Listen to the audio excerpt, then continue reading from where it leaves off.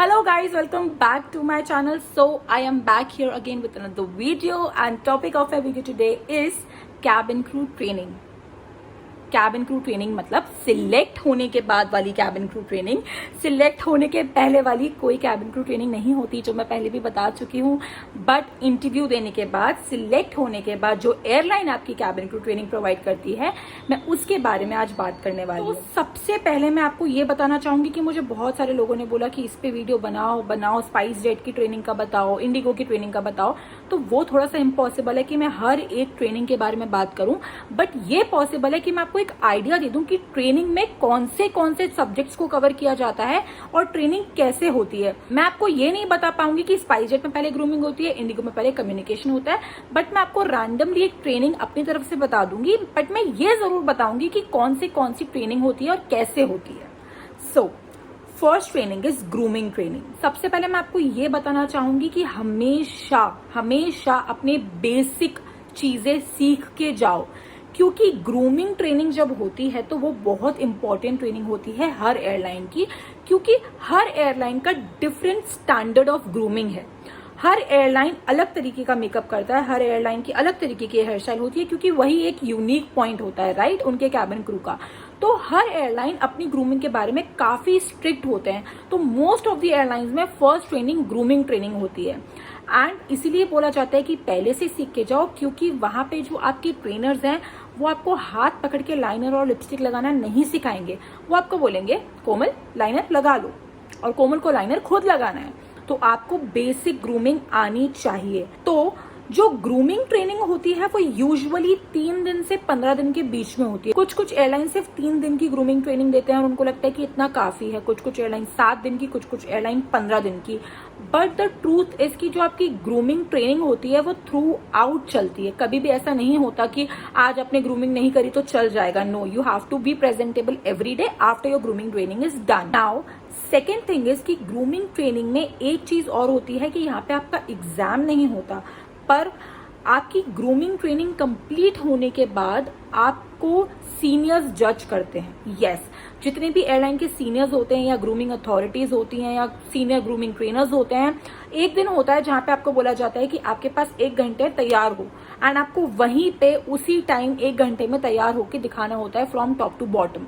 And just in case आपकी grooming अच्छी नहीं होती तो पूरी ट्रेनिंग में सारी नजरें आपके ऊपर होती हैं कि इसने अगर ग्रूमिंग सही नहीं करी तो उस दिन तो डेफिनेटली आपको सुनाया जाएगा, एंड उस दिन बहुत एम्बैरेसिंग फील होता है, because grooming is basic for becoming a cabin crew, right. Also I would like to add कि कुछ एयरलाइंस तो ऑलरेडी ही आपको हायर नहीं करती हैं अगर आपकी स्किन सही नहीं होती तो, बट कुछ एयरलाइंस कर लेती हैं। जैसे कि मेरी एयरलाइन इंडिगो में कुछ लड़कियां ऐसी भी थी जिनकी स्किन बहुत अच्छी नहीं थी, बट देन ग्रूमिंग ट्रेनिंग में उन्हें बोला गया डॉक्टर को कंसल्ट करने के लिए, एज इन डर्म को कंसल्ट करने के लिए। एंड हमारी ग्रूमिंग ट्रेनर्स ने भी उनको कुछ डर्म के नंबर प्रोवाइड करे जिनके पास वो जा सकते थे अपने स्किन ट्रीटमेंट के लिए। एंड अगर उनको बोल दिया है कि आपको कोई XYZ ट्रीटमेंट लेना पड़ेगा या कोई मेडिसिन खानी पड़ेगी तो उनको वो करना ही पड़ता था। ऑल्सो कुछ लड़कियों को रेकमेंड किया गया हेयर कट कराने के लिए, हेयर चॉप कराने के लिए, हेयर स्ट्रेट कराने के लिए, बट ये सिर्फ रेकमेंड किया जाता है। कराना या नहीं कराना आपके ऊपर है। अगर आप नहीं भी करवाते हैं तो you should be responsible and taking care of your hair, अगर वो प्रेजेंटेबल नहीं लग रहे हैं तो। सो जितनी भी लड़कियां ऐसी होती हैं जो कैबिन क्रू इंटरव्यू के लिए बाल कटवा के बैठ जाती हैं, ऐसा करने की जरूरत नहीं है। अगर आपकी हेयर लाइन लंबी है तो भी ठीक है, शॉर्ट है तो भी ठीक है। आप अपनी पर्सनल चॉइस के लिए अगर अपने हेयर पे कुछ करना चाहते हैं तो कर सकते हैं, बट क्योंकि कैबिन क्रू इंटरव्यू में आपको बैठना है इसलिए अपने बालों के साथ कुछ भी करने की जरूरत नहीं है। Now second training is communication training. ये ट्रेनिंग भी ऐसी ट्रेनिंग होती है जो एक लिमिटेड टाइम पीरियड के लिए नहीं होती, बट थ्रू आउट 3 मंथ्स चलती रहती है। यस, कुछ सेशंस जरूर लगते हैं हर वीक या मंथ में 2 बार या 15 दिन में 2 बार, depending on airline to airline. And उस ट्रेनिंग में हमको मोस्ट इम्पॉर्टेंटली ब्रीफिंग सिखाई जाती है, जैसे कि किस तरीके से आपको अनाउंसमेंट करनी है, कहाँ पे आपको पॉज लेना है, कहाँ पे आपको अपने वॉइस को मॉड्यूल करना है, एंड कुछ ग्रामेटिकल एरर्स अगर आप करते हैं तो। बट बहुत कम एयरलाइंस ऐसी होती हैं जो उन लोगों को हायर करती है जिनके बहुत ज्यादा ग्रामेटिकल एरर होते हैं। यस, अगर आपकी प्रोनाउंसिएशन में थोड़ी सी प्रॉब्लम है, फॉर एग्जाम्पल स और शा, जैसे कि शुगर, कुछ लोग उसको बोलते हैं सुगर, तो क्योंकि आप किसी ऐसी जगह से हो जहां पे हमेशा ही उसको सुगर बोला गया है, आपकी मदर टंग ऐसी है, इसलिए भी आपको हायर कर लिया जाता है। बट कम्युनिकेशन ट्रेनिंग में आपको रेकमेंड किया जाता है, एडवाइस किया जाता है, आपकी प्रैक्टिस कराई जाती है कि आप सुगर से शुगर तक पहुंच जाएं। मोस्ट ऑफ द टाइम्स यहाँ पे जो टेस्ट होते हैं वो ब्रीफिंग्स एंड अनाउंसमेंट्स के होते हैं। अगेन जो सीनियर अथॉरिटीज होती हैं वो आती हैं एंड टर्न बाय टर्न सबकी ब्रीफिंग सुनती हैं, जैसे कि आप पैसेंजर को कैसे ब्रीफ करोगे अगर आग लग गई तो you have to speak in front of the senior authority कि मैं ऐसा ऐसा बोलूंगी और ये बोलूंगी। हर एयरलाइन की एक ब्रीफिंग जो है वो रेडी होती है और एक स्क्रिप्ट होती है। मैक्सिमम टाइम्स एयरलाइंस यही रेकमेंड करती है कि आप उस स्क्रिप्ट को रट लो, बट अगर आप उस पर कुछ छोटे मोटे चेंजेस भी करते हैं तो कोई इतनी बड़ी बात या बिग डील नहीं होती।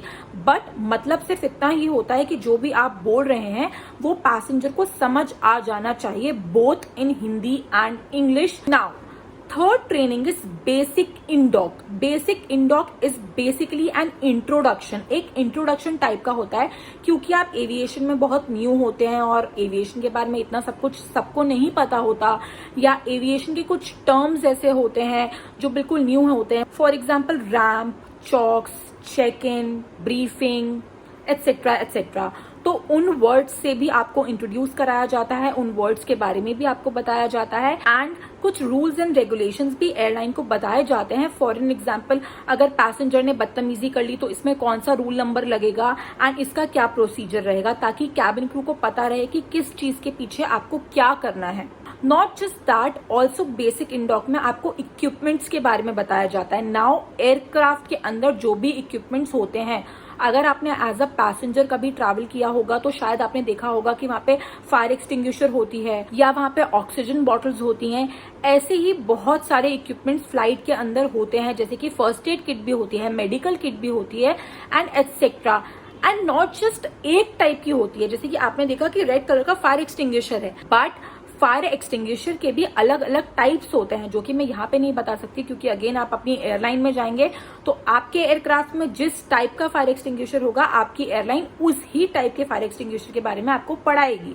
एंड देन बेसिक इंडॉक में हम डोर्स के बारे में भी पढ़ते हैं, क्योंकि डोर्स बहुत इंपॉर्टेंट पार्ट प्ले करते हैं, क्योंकि एज अ कैबिन क्रू आपकी सबसे बड़ी रिस्पॉन्सिबिलिटी जो होती है वो होता है आपका एयरक्राफ्ट डोर, क्योंकि हर दिन, हर टेक ऑफ, हर लैंडिंग के बाद आपको अपना डोर खोलना है एंड क्लोज करना है। तो आपको अपने डोर के बारे में भी सब कुछ पता होना चाहिए कि कौन सा बटन किस चीज के काम आता है, अगर मैं ऐसे खोलूंगी तो क्या होगा, अगर मैं आर्म नहीं करूंगी तो क्या होगा, अगर मैं डिसआर्म करूंगी तो क्या होगा। Now fourth thing is basic indoc 2।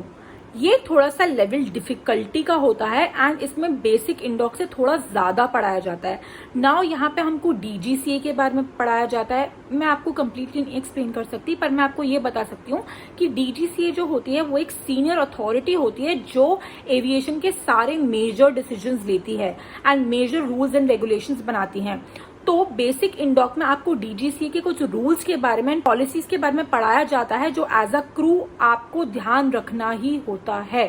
Not just DGCA but आपकी अपनी एयरलाइन भी कुछ एसओपीज बनाती है, that is standard operating procedures. And maximum times DGCA and SOPs एक जैसे ही होते हैं, बिल्कुल ट्विन होते हैं एंड सब कुछ सेम होता है। बट ये होता है कि एज अ क्रू आपको डीजीसीए की रिस्पॉन्सिबिलिटीज भी फुलफिल करनी है और अपनी एयरलाइन की रिस्पॉन्सिबिलिटीज को भी फुलफिल करना है। तो आपको दोनों के प्रोसीजर्स पता होने चाहिए एंड दोनों के प्रोसीजर के हिसाब से ही आप हर चीज करेंगे। फॉर एन एग्जाम्पल, अगर डीजीसी ने ये रूल बनाया है कि टेक ऑफ करने के 10 मिनट बाद कैबिन क्रू अपनी सीट पे होना चाहिए, तो होना चाहिए। एंड जो आपकी एयरलाइन है वो भी मैक्सिमम टाइम्स यही रूल बोलेगी। ऑल्सो बेसिक इंडॉक 2 में आप कुछ ऐसी चीजें भी पढ़ते हैं, जैसे कि अगर आपके एयरक्राफ्ट में डेथ हो गई तो आप क्या करेंगे, अगर आपके एयरक्राफ्ट में कोई छोटा सा बच्चा है जो अकेला आया है, उसे बोलते हैं अनअकम्पनीड माइनर, तो आप क्या करेंगे, उससे कौन से फॉर्म कलेक्ट करेंगे, उस फॉर्म का आप क्या करेंगे, वो फॉर्म देने के बाद वो बच्चा अगर अपने पेरेंट के पास नहीं पहुंचा तो क्या होगा, पहुंच गया तो क्या होगा। एंड जब आप एक बार अपनी एयरलाइन को ज्वाइन कर लेंगे तो ये सारी चीजें आपकी एयरलाइन आपको फ्रॉम द स्क्रैच पढ़ाएगी। तो आपको टेंशन या स्ट्रेस लेने की बात नहीं है कि ये क्या क्या बातें बोल रही है, हमने तो कभी सुनी ही नहीं, हमने भी नहीं सुनी थी, पर जब हम अपनी एयरलाइंस में गए और हमें पढ़ाया गया तो हमें सब कुछ आ गया एंड आज तक याद है।